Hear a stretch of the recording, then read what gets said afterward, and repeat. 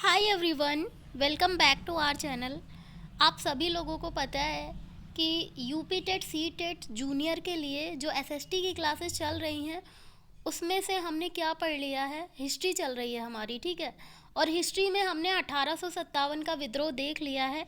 अब 1857 के बाद के जो विद्रोह हैं वो सब देखेंगे। हिस्ट्री की हम लोग कॉम्प्रिहेंसिव सीरीज करेंगे इस इन वीडियोस के माध्यम से, जिसमें आपका आगामी जो चाहे वो सी टेट हो या फिर आने वाला यूपी टेट हो, अगर आप जूनियर टेट देना चाहते हैं और आपका एसएसटी सब्जेक्ट है तो ये सारी चीज़ें आपके लिए बहुत हेल्पफुल होंगी। या फिर आप सुपर टेट टारगेट कर रहे हो या फिर आप कोई अदर एग्ज़ाम टारगेट कर रहे हो जैसे ग्राम विकास अधिकारी, रेलवे, एसएससी, क्योंकि ये हिस्ट्री वगैरह ये फिर जीएस का पोर्शन तो हर एग्ज़ाम में आता है, राइट। तो इससे आप इन सभी वीडियोस से आपको बहुत ज़्यादा हेल्प मिलने वाली है। अगर हम बात करें 1857 के विद्रोह के बाद बंगाल में नील विद्रोह हुआ था, ठीक है। नील विद्रोह हुआ था नील की खेती को लेके 1859 से 60 के बीच में ये विद्रोह हुआ था। और सन्यासी विद्रोह कब हुआ था? अच्छा, इनका टाइम पीरियड पूछ लिया जाता है। तो नील विद्रोह की शुरुआत कब हुई थी? 1859 से 60 के बीच में हुआ था। सन्यासी विद्रोह हुआ था 1763 से 1800 के बीच में, ये सन्यासी विद्रोह हुआ था। संथाल विद्रोह हुआ था 1855 से 56 में हुआ था संथाल विद्रोह।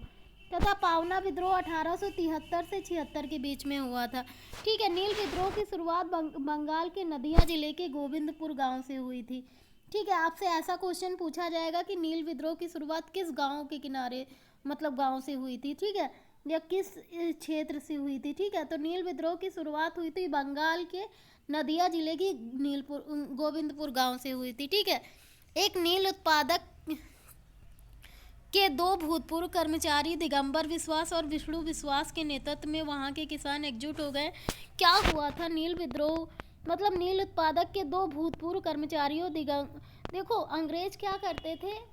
अंग्रेज यहाँ पे क्या आए थे? प्रॉफिट कमाने आए थे। इंडिया को उनको डेवलपमेंट से या फिर इंडिया को कितना हानि हो रहा है, यहाँ की जनता भूखे मर रही थी, ठीक है। ना जाने कितनी डेड बॉडीज रोज मतलब भूख से मर रही थी, लाशों को गिद्ध खा रहे थे, इतना ज़्यादा अकाल पड़ रहा था। लेकिन अंग्रेज़ों को सिर्फ एक ही बात दिखाई देती थी कि वो अपना फ़ायदा कैसे निकाल सकें, ठीक है। तो यहाँ से क्या करते थे? इंग्लैंड में क्या हुआ था कि इंग्लैंड में जब औद्योगिक क्रांति की शुरुआत हुई तो उनको रॉ मटेरियल की ज़रूरत थी। तो यहाँ से वो कच्चा माल ले जाते थे और अपना खुद का मतलब कच्चा माल यहाँ से ले जाते थे सस्ती कीमत पे, और वहाँ से अपना ही वस्त्र और या फिर अन्य चीज़ें बनाकर लाते थे और भारतीय बाज़ारों में बेचते थे, ठीक है। और क्या करते थे? यहाँ से बहुत सारा प्रॉफिट कमाते थे अंग्रेज, ठीक है। तो और क्या करते थे अंग्रेज़ों ने क्या कर रखा था? भारतीय बाज़ारों को पूरी तरफ से तोड़ के रख दिया था।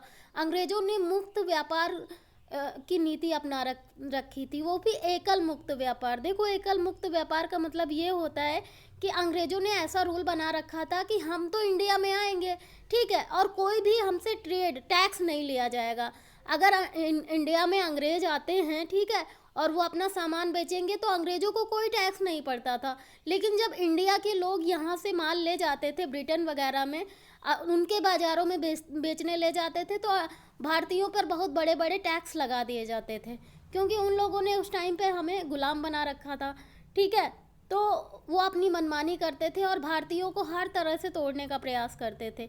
अगर हम नील विद्रोह की शुरुआत मतलब नील विद्रोह की बात करें तो 1859 के से 60 के बीच में नील विद्रोह बंगाल के नदिया जिले के गोविंदपुर गांव से हुई थी।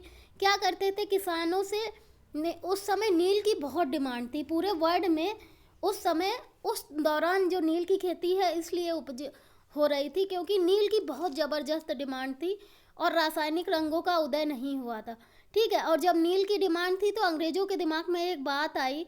अंग्रेज़ों ने किसानों को मतलब पहले तो हमारा जो देश था ना, वो अनाज के मामले में हर चीज़ के मामले में बहुत समृद्ध था, बहुत ज़्यादा क्रॉप्स वगैरह उगती थी, अच्छा लेन देन चलता था, अच्छा व्यापार चलता था। एक हिसाब से भारत को सोने की चिड़िया जो कहते थे वो सच में सोने की चिड़िया था, पूरा समृद्धशाली भारत था। लेकिन जैसे ही अंग्रेज़ों का भारत में आगमन होता है ना, अंग्रेज़ों ने अपनी अपनी चतुराई से अपनी कूटनीति से लोगों को आपस में लड़ा दिया। और किसानों के साथ शोषण करना। राजाओं महाराजाओं से वो मतलब जो राजा महाराजा थे ना, उनको एक मतलब जो जमींदार थे उनको क्या किया कि किसानों से ज़्यादा टैक्स ले सके, ठीक है, ऐसी उन्होंने कूटनीति बनाई। ठीक है, तो राजा महाराजा क्या करते थे, किसानों से ज़्यादा टैक्स लेते थे। ठीक है, और वो टैक्स के लिए किसान क्या करता था, किसान तो पहले किसानों की खुद की भूमि हुआ करती थी, लेकिन धीरे धीरे जब किसानों पर उनका कर्ज चढ़ता गया, राजा महाराजाओं का ब्याज पे मतलब वो कोई कर्जा मान लो किसान ले लेते थे, ठीक है, महाजनों से सूदखोरों से कर्जा ले लेते थे, फिर कर्जे में और कर्जा चढ़ जाता था क्योंकि किसान को कोई अलग से प्रॉफिट हो नहीं रहा था। भारत के जो रोज़गार थे उस दौरान वो छीन लिए गए थे। भारत के रोज़गार थे जैसे कढ़ाई बुनाई, ये सारी चीज़ें चल रही थी उस टाइम पे। बहुत बड़े जो रजवाड़े होते थे ना, तो उनके पीछे पालन पोषण करने वाले बहुत सारे लोग काम करते थे। लेकिन जब राजाओं की प्रतिष्ठा के सम्मान को ये ठेस पहुंचा, मतलब राजाओं की प्रतिष्ठा भी एक हिसाब से छीन ली गई थी, क्योंकि जो अगर हम देखें मुग़ल बादशाह को, तो मुग़ल बादशाह को क्या बना दिया था अंग्रेज़ों ने, एक पेंशनर बनाकर छोड़ दिया था। अब एक जो राजा था जिसका पूरे मतलब भारत में या फिर पूरी दिल्ली में वो शासन करता था, वो खुद ही जब पेंशनर बन गया तो उसके नीचे काम करने वाले जो उच्च पदों पर लोग हैं उनका तो रोज़गार वैसे भी छिन गया, उनकी तो मतलब जो आय का साधन था वो वैसे ही ख़त्म हो गया। ठीक है, तो एक हिसाब से अंग्रेज़ों ने हर तरफ से तोड़ के रख दिया था, और जितनी भी जनता थी वो कहाँ पे समायोजित हो गई थी, कृषि में। जब सारे धंधे चौपट हो गए तो कृषि ही एकमात्र सहारा बचा भारतीय जनता का या फिर भारत के लोगों का। और कृषि की भी हालत इतनी ख़राब थी कि लगान की दरें इतनी ज़्यादा महंगी थी, इतनी ज़्यादा लगान की दरें ऊंची थी कि किसानों को क्या करना पड़ता था, किसानों को इतना ज़्यादा टैक्स इतना ज़्यादा ब्याज देना पड़ता था कि किसान खुद अपना मतलब इतना ज़्यादा किसानी करने के बाद, खेती करने के बाद खुद भी खा नहीं पाता था। ठीक है, तो किसानों को तो दोहरी मार पड़ रही थी, एक तरफ तो अंग्रेज़ों से पड़ रही थी, दूसरी तरफ ये सूदखोरों से जमींदारों से इनसे पड़ रही थी। ठीक है, तो नील की खेती उस दौरान क्या हुआ था कि नील की खेती की डिमांड पूरे विश्व में बहुत ज़्यादा थी, तो अंग्रेज़ों ने अपना दिमाग लगाया और किसानों को क्या करते थे, एक जैसे बंधुआ मजदूर होता है ना, किसानों को आप किसान मत कहिए। उस दौरान किसानों की हालत ऐसी थी कि उनको बंधुआ मजदूर की तरह बना के रख दिया था, मतलब बिना श्रम के काम करवाते थे, पैसे भी नहीं देते थे, काम करवाते थे, फिर काम ज़्यादा लेते थे और पैसे कम देते थे। किसानों की स्थिति बद से बदतर होती गई। तो नील विद्रोह की शुरुआत हुई थी कहाँ से, बंगाल के नदिया जिले के गोविंदपुर गांव से हुई थी। एक नील उत्पादक के दो भूतपूर्व कर्मचारी दिगंबर विश्वास और विष्णु विश्वास के नेतृत्व में यहाँ के किसान एकजुट हुए और उन्होंने नील की खेती कहा कि नील की खेती में हमें कोई फ़ायदा नहीं हो रहा है। मतलब फ़ायदा नील की खेती में हो रहा था, लेकिन ये फ़ायदा किसको हो रहा था, ये फ़ायदा अंग्रेज़ों को हो रहा था, किसानों को तो नुकसान ही हो रहा था। और किसानों को अपनी तरह से ढाल लिया था, मतलब अंग्रेज़ों को जो ज़रूरत होती थी वही किसानों से उगवाते थे। वो अगर उनको नील में फ़ायदा दिख रहा तो वो बोलेंगे गेहूँ मत बोना, ठीक है, नील की खेती करो। अगर नील में फ़ायदा, चाय में फ़ायदा दिख रहा तो वो कहेंगे चाय की खेती करो। ये सारा काम था उनका। 1857 तक नील आंदोलन नदिया, पावना, खुलना, ढाका, मालदा, दिनाजपुर आदि क्षेत्रों में फैल चुका था। बंगाल के बुद्धिजीवी वर्ग ने अखबारों में अपने लेखों द्वारा तथा जनसभाओं के माध्यम से इस विद्रोह के प्रति अपने समर्थन को व्यक्त किया। मतलब जो उस समय की बुद्धिजीवी जनता थी, बुद्धिजीवी का मतलब भाई पढ़ा लिखा होना, जो उस टाइम के पढ़े लिखे लोग थे ना, तो उन्होंने क्या किया, न्यूज़पेपर के माध्यम से, समाचार पत्रों के माध्यम से, ठीक है, क्या किया, लेख लिखना शुरू किया। ठीक है, और जनसभाएं हुई। जनसभाओं का मतलब बहुत सारे लोग इकट्ठे होकर सभा करते थे, उसी को जनसभा कहते थे।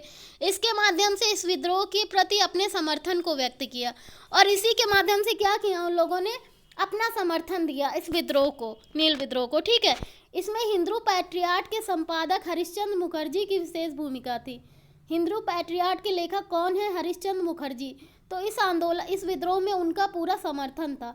नील बागान मालिकों के अत्याचारों का खुला चित्रण दीनबंधु मित्र ने अपने नाटक नील दर्पण में किया था।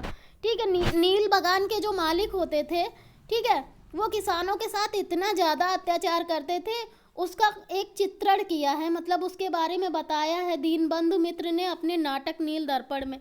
ठीक है, कि किसानों के साथ इतना इतना अत्याचार किया जाता था, ज़बरदस्ती नील की खेती कराई जाती थी, है ना, ज़बरदस्ती बेगारी श्रम कराया जाता था। बेगार श्रम का मतलब होता है बिना पैसे के काम भी कराना और उनको पैसे ना देना, और पैसे नहीं देंगे तो उनका परिवार कैसे चलेगा और वो खाएंगे क्या।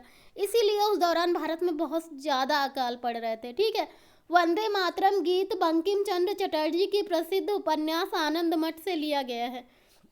अगर हम बात करें वंदे मातरम गीत का, ठीक है, तो ये कहाँ से लिया गया है? बंकिम चंद्र चटर्जी के प्रसिद्ध उपन्यास आनंद मठ से लिया गया है।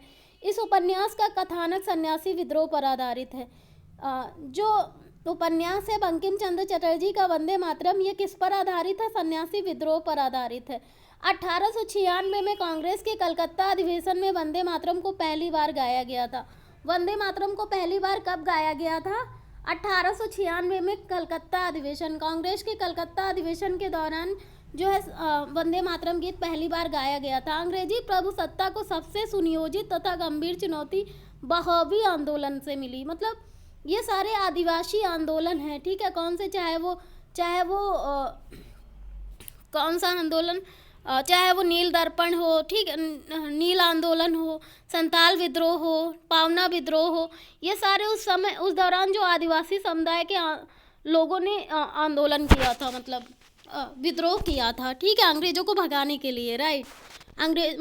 ये अंग्रेज उन पर भी अत्याचार कर रहे थे, केवल भारतीय, मतलब ये इन लोगों पे ही नहीं, आदिवासियों को भी इन लोगों ने नहीं छोड़ा था।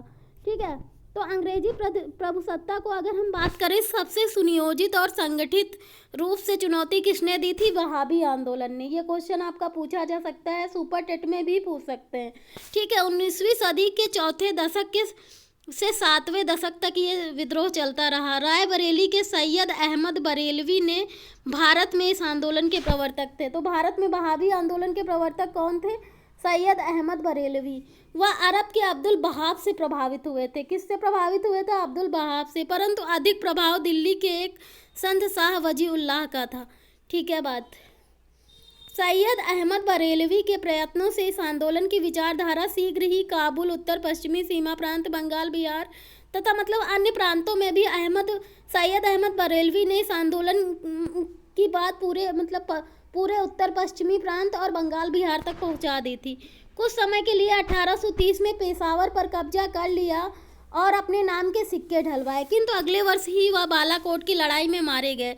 सैयद अहमद बरेलवी की मृत्यु के बाद पटना इस आंदोलन का केंद्र बना। ठीक है, बरेलवी की मृत्यु के बाद इस आंदोलन का केंद्र बिंदु कौन बनता है? पटना बनता है, राइट। अगर हम बात करें, इस अवधि में आंदोलन का नेतृत्व मौलवी कासिम, विलायत अली, इनायत अली और अहमदुल्ला आदि ने किया था। पटना के अतिरिक्त हैदराबाद, मद्रास, बंगाल, यूपी तथा बम्बई में भी इस आंदोलन की शाखाएं स्थापित की गई। कूका आंदोलन वहाबी आंदोलन से बहुत कुछ मिलता जुलता है। दोनों धार्मिक आंदोलन के रूप में आरंभ हुए, किंतु बाद में ये राजनीतिक आंदोलन के रूप में परिवर्तित हो गए, जिनका सामान्य उद्देश्य अंग्रेजों को देश से बाहर निकालना था। पश्चिमी पंजाब में कूका आंदोलन की शुरुआत 1840 में हुई। मोस्ट इम्पॉर्टेंट, कूका आंदोलन आपको याद रखना है, कब शुरुआत हुई थी? 1840 में हुई थी। कहाँ पे हुई थी? पंजाब में। ठीक है, भगत जवाहर मल द्वारा की गई थी। कूका आंदोलन की शुरुआत भगत जवाहर मल द्वारा की गई थी। ठीक है, सियान साहब के, और इन्हें मुख्यतः सियान साहब के नाम से पुकारा जाता है। किस नाम से पुकारा जाता था? सियान साहब के नाम से। ठीक है, इनका उद्देश्य सिख धर्म में प्रचलित बुराइयों और अंधविश्वासों को दूर करना था। देखो, ये आंदोलन, कूका आंदोलन कहाँ से स्टार्ट हुआ था? पंजाब से स्टार्ट हुआ था। ठीक है, और इसके पहले वाला बंगाल से स्टार्ट हुआ था, राइट। तो ये वाला पंजाब से स्टार्ट हुआ था, भगत जवाहर मल ने किया था। और पंजाबी, इन्हें सियान साहब भी कहते हैं, और पंजाबी धर्म में जो भी बुराइयां और अंधविश्वास, अशिक्षा, इन सबको दूर करना था इस आंदोलन का उद्देश्य। 1872 में आंदोलन के नेता राम सिंह को रंगून भेज दिया गया।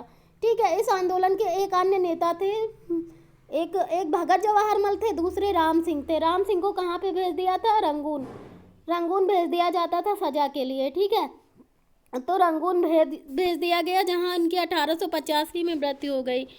पागलपंथ एक अर्ध धार्मिक संप्रदाय था। पागलपंथ विद्रोह देखते हैं कौन सा था। पागलपंथ विद्रोह एक अर्ध धार्मिक संप्रदाय था, जिसे उत्तरी बंगाल के करम शाह ने चलाया था। ठीक है, तो पागलपंथ विद्रोह को किसने चलाया था? उत्तरी बंगाल के करम शाह ने चलाया था। करम शाह के पुत्र तथा उत्तराधिकारी टीपू धार्मिक राजनीतिक उद्देश्यों से प्रेरित थे।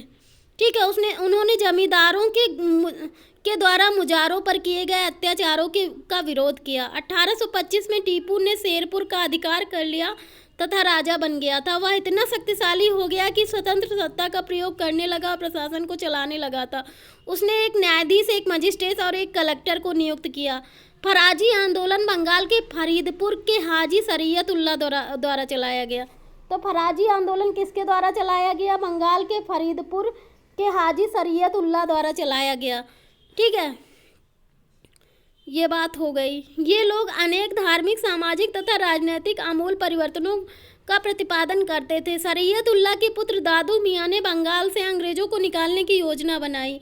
यह विद्रोह 1838 से 60 के दौरान चलता रहा। अंत में इस संप्रदाय के अनुयायी बहाबी दल में सम्मिलित हो गए। 1805 में वेले जली ने त्रावणकोर केरल के महाराजा को सहायक संधि करने पर विवश कर दिया। महाराजा संधि की शर्तों से अप्रसन्न था और इसलिए उसने सहायक संधि संबंधी कर देने में आनाकानी की। अंग्रेज रेजिडेंट का व्यवहार भी बहुत धृष्टतापूर्ण था। फलस्वरूप दीवान वेलू थम्पी ने विद्रोह कर दिया, जिसमें नायर बटालियन ने उसका समर्थन किया। प्रारंभिक भारतीय क्रांतिकारियों में अग्रगण्य वासुदेव बलवंत फड़के आदि थे। बम्बई प्रेसिडेंसी के रामोसी जनजाति के लोगों को संगठित करके उन्हें प्रशिक्षित लड़ाकू बल में परिवर्तित कर दिया गया। रामोसी कृषक जत्था की स्थापना की। रामोसी ने किसकी स्थापना की? कृषक जत्थे की। गडकरी लोग मराठों के किलों में काम करने वाले उनके वंशानुगत कर्मचारी थे। उन्होंने मनमाने ढंग से भू राजस्व की वसूली, मराठा सेना से उन्हें सेवा मुक्त किए जाने और उनकी जमीनी मालतदारों की देखरेख के अधीन था। ठीक है, तो ये बात हो गई। अब हम बात करेंगे 1844 में कोल्हापुर कहाँ पे? महाराष्ट्र में है ना, तो कोल्हापुर में विद्रोह कर दिया। ठीक है, कोल्हापुर में विद्रोह कर दिया, इन्हीं लोगों ने विद्रोह कर दिया, अधीन। ठीक है, विद्रोह कर दी। खोंद जनजाति के लोग तमिलनाडु से लेकर बंगाल और मध्य भारत तक फैले। जो खोंड जनजाति है ना, ये कहाँ पाई जाती है? तमिलनाडु में पाई जाती है। तमिलनाडु से बंगाल क्षेत्र तक विस्तृत है और पहाड़ी क्षेत्रों में ये लोग रहते हैं। ठीक है, रहने के कारण ये पहाड़ी क्षेत्रों में होने के कारण ये स्वतंत्र रहते थे। इन्होंने 1837 से 56 तक अंग्रेजों के विरुद्ध विद्रोह किया। ठीक है, जितने भी विद्रोह हुए थे अलग अलग हुए थे, आपको ये बताना है। ठीक है, इस आंदोलन का नेतृत्व युवा राजा के नाम पर चक्र बिसोई ने किया था। इस विद्रोह का मुख्य कारण ब्रिटिश सरकार द्वारा मानव बलि मरीहा को प्रतिबंधित करने के प्रयास थे। अंग्रेजों द्वारा नए करों का आरोपण और अनेक क्षेत्रों में जागीरदारी तथा साहूकारी के प्रवेश से संबंधित थे। मैंने बताया ना, ये छोटे छोटे जो समुदाय हैं, आदिवासी समुदाय के लोग क्या करते थे भाई, कोई भी उस समय का आधार था। अगर हम 10-20 साल पीछे चले जाएं तो जनता का मुख्य आधार क्या था? कृषि ही तो था, छोटे छोटे काम करना था। या फिर जो लोग पहाड़ी क्षेत्रों में रहते थे, हिल्स पे रहते थे, वो तो कृषि ही कर सकते थे। जो वहाँ का जैसा क्लाइमेट हो उसके आधार पे जो फसल उगती थी वही खेती ही करते थे। लेकिन इन किसानों ने लगान की दरें इतनी ऊंची लगा रखी थी, इतनी बढ़ा रखी थी लगान की दरें, कि उनका खेती करना भी पॉसिबल नहीं हो पा रहा था। तो इनसे तंग आकर इन लोगों, जब इतना ज़्यादा अकाल पड़ने लगा, ठीक है, इतने ज़्यादा लोग मरने लगे, तो उनसे परेशान होकर इन लोगों ने क्या कर दिया? विद्रोह की शुरुआत कर दी। ठीक है, अंग्रेजों द्वारा लगाए गए करों का आरोपण और अनेक क्षेत्रों में जमींदारों तथा साहूकारों के प्रवेश से संबंधित थे, जिनके कारण आदिवासियों को अनेक कष्टों का सामना करना पड़ा। अंग्रेजों की एक मरीहा एजेंसी गठित की। अंग्रेजों ने क्या किया, जब इन्होंने विद्रोह किया ना, तो इन्होंने एक एजेंसी गठित की और खोंदों ने क्या किया? विद्रोह किया। ठीक है, छोटा नागपुर क्षेत्र में कोल विद्रोह का नेतृत्व 1831 से 32 में बुद्धू भगत ने किया। अगर हम कोल विद्रोह की बात करेंगे तो 1831 से 32 के दौरान बुद्धू भगत ने किया था। यह विद्रोह रुक कर 1848 ईस्वी तक चलता रहा। अंततः इसे सरकार द्वारा कुचल दिया गया। 1818 में बड़ौदा में अंग्रेजों के विरुद्ध किया गया था। बघेरा विद्रोह 1818 में हुआ था बड़ौदा में अंग्रेज। 1857 के प्रमुख विद्रोहों का क्रम इस प्रकार है। बंगाल का सिपाही विद्रोह 1764 में हेक्टर मुनरो की एक बटालियन बक्सर की रणभूमि से वीर कासिम से जा मिली थी। ठीक है, तो सिपाही विद्रोह 1764 का जो बंगाल का सिपाही विद्रोह हुआ था ना, ठीक है, तो ये क्या हुआ था कि हेक्टर मुनरो की एक बटालियन थी बक्सर की रणभूमि से मीर कासिम से जा मिली। और वेल्लोर का सिपाही विद्रोह 1806 में हुआ था। मोस्ट इम्पॉर्टेंट है, पूछा जाता है एग्जाम में। वेल्लोर का सिपाही विद्रोह। कच्छ का विद्रोह 1819 से 31 में हुआ था। कोल विद्रोह 1831 से 32 में हुआ था। संथाल विद्रोह 1855 से 56 में हुआ था। राइट, 1855 से 56 का संथाल विद्रोह एक प्रसिद्ध आदिवासी नेता था। ठीक है, आदिवासी आवेग और ब्रिटिश शासन के पूर्ण तिरस्कार जैसी भावनाएं देखने को मिलती थी। भागलपुर के राजमहल क्षेत्र में दामन ए कोह के नाम से जाना जाता है। यह विद्रोह मूलतः आर्थिक कारणों से हुआ। इन्होंने आर्थिक रूप से आदिवासियों को बहुत परेशान कर रखा था अंग्रेजों ने। ठीक है, तो इसी कारण ये विद्रोह होता था। साहूकारों तथा औपनिवेशिक प्रशासक दोनों मिलकर शोषण करते थे। उस दौरान जो साहूकार और सूदखोर थे वो लोग और प्लस अंग्रेज क्या करते थे, लगान की दरें बहुत ऊंची ऊंची कर देते थे। ठीक है, और क्या बोलते थे कि जिसने लगान की दरें ऊंची करने के बाद जमींदार को दे देते थे टैक्स वसूलने को। और जमींदार से ऐसा बोलते थे कि जिस जमींदार ने इतना टैक्स नहीं दिया, मतलब टैक्स का इतना भाग नहीं दिया, उसकी पूरी ज़मीन जब्त कर ली जाएगी, पूरी संपत्ति जब्त कर ली जाएगी।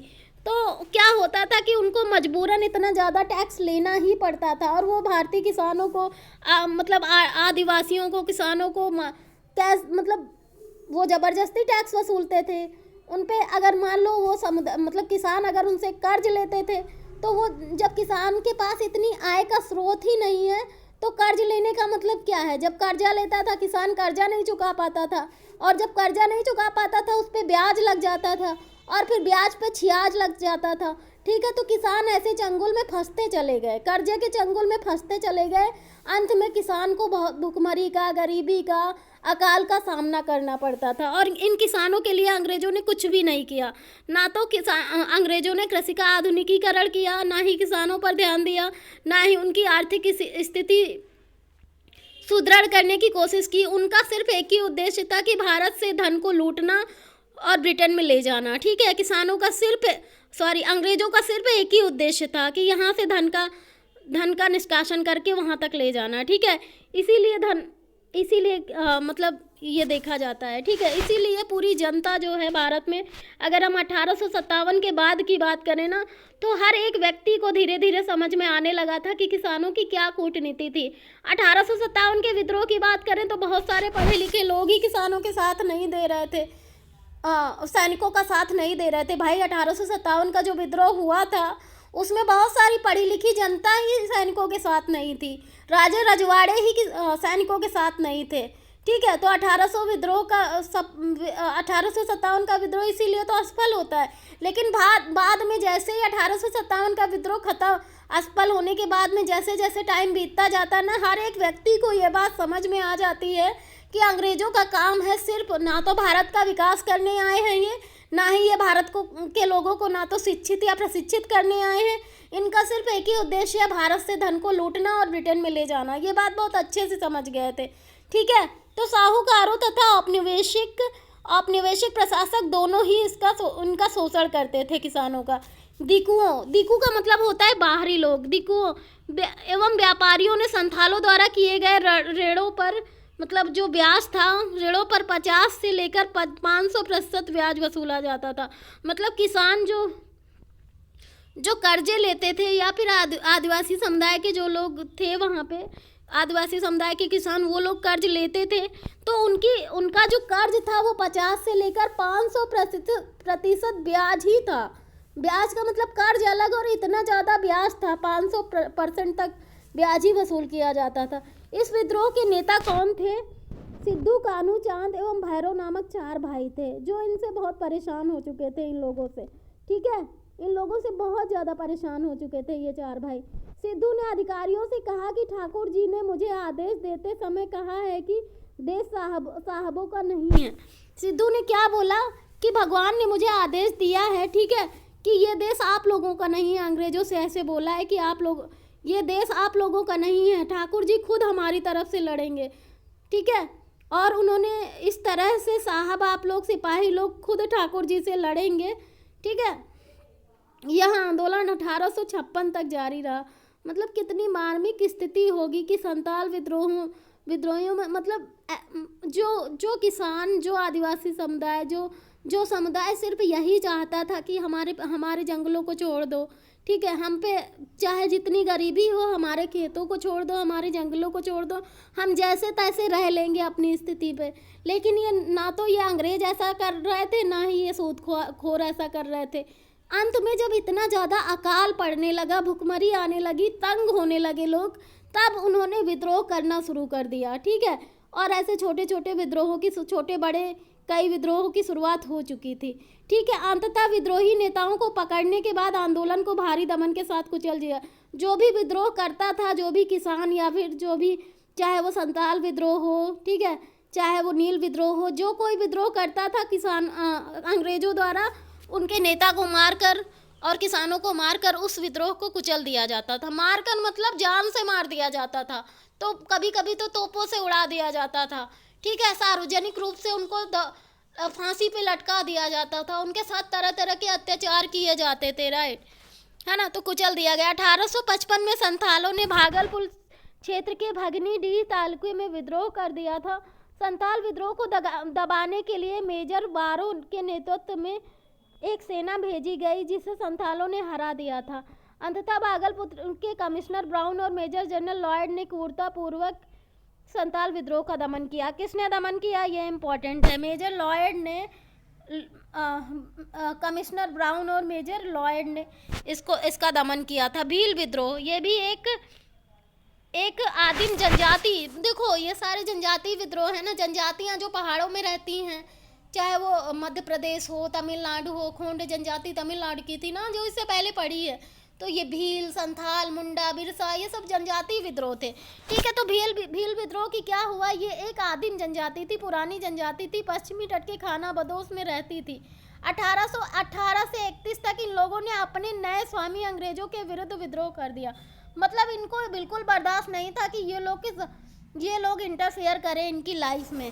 इन्होंने, अधिकारियों का कथन था कि इस विद्रोह को पेशवा बाजीराव द्वितीय तथा उनके प्रतिनिधि तय्यमबकजी दंकलिया ने प्रोत्साहित किया था। मतलब अंग्रेजों को ऐसा लगता था कि इन्होंने प्रोत्साहित किया था इस विद्रोह को। वास्तव में कृषि संबंधी कष्ट तथा नई सरकार का भय ही इस विद्रोह का कारण था।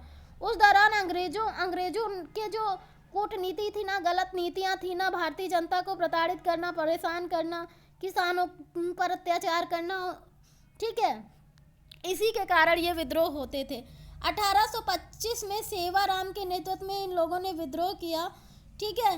ब्रिटिश सेना काफ़ी प्रयास के बाद इस विद्रोह को दबाने में सफल रही, ठीक है। तो ये लोग यही करते थे, ठीक है, कुचल सकी। उसके बाद रंपा विद्रोह, आंध्र प्रदेश के गोदावरी जिले के उत्तर पूर्व में रंपा विद्रोह होता है। रंपा विद्रोह कहाँ होता है, गोदावरी जिले के उत्तर में रंपा विद्रोह रंपा पहाड़ी क्षेत्र में हुआ।